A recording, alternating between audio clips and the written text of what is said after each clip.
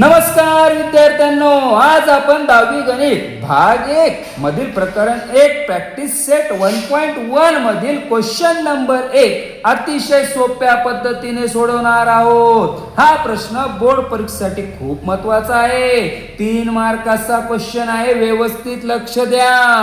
प्रश्न काय आहे? 5x + 3y = 9 इक्वेशन 1 म्हणजे समीकरण 1 बाळा. त्याच्यानंतर काय दिलेलं आहे? 2x - 3y = 12 इक्वेशन काय आहे? 2 आहे. आता ह्या दोघांची काय करायला सांगितली आहे? Let's added equation 1 and 2. बाळा समीकरण 1 आणि 2 ची काय कर? बेरीज कर. काय करायला सांगितलंय तुला? ऍड करायला सांगितलंय म्हणजे ऍडिशनल. बघ कशी करणार? 5x + 3y = 9. 2x - 3y = 12. नीट लक्ष दे. 5 आणि 2 किती होता? 5 and 2 7x plus minus minus म्हणजे 3y कटले बाळा. 12 आणि 9 चे ऍडिशनल कर. किती होती? 21. x बरोबर 21 डिवायडेड बाय 7.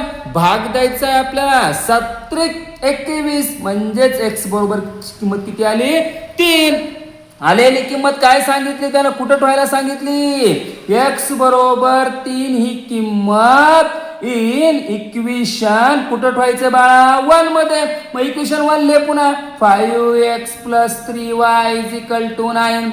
5 ला 5 x ची किंमत किती आहे बाळा? 3 × 3 प्लस 3y ला 3y = 9. तुझे 3y = 9 येत नाही, समोर घे. 3y = 9. बघ इथं आलं. मग प्लसचं काय झालं? इकडे आल्यावर मायनस.